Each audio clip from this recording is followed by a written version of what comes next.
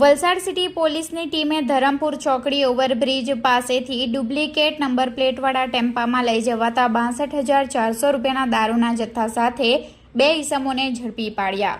તારીખ 10 જાન્યુઆરી શુક્રવારના રોજ 1:15 કલાકે નોંધાયેલી ફરિયાદની મળતી માહિતી મુજબ વલસાડ સિટી પોલીસની ટીમ પોલીસ મથક હદ વિસ્તારમાં પેટ્રોલિંગ કરી રહી હતી, જે દરમિયાન ખાનગી રાહે બાતમી મળી હતી કે ડુપ્લિકેટ નંબર પ્લેટ લગાવી 2 ઈસમો ટેમ્પામાં દારૂ લઈ પસાર થવાના છે। જે બાતમીના આધારે સિટી પોલીસની ટીમે ધરમપુર ચોકડી ઓવરબ્રિજના ઉતરતા છેડે વોચ ગોઠવી ટેમ્પાને ઝડપી પાડ્યો હતો।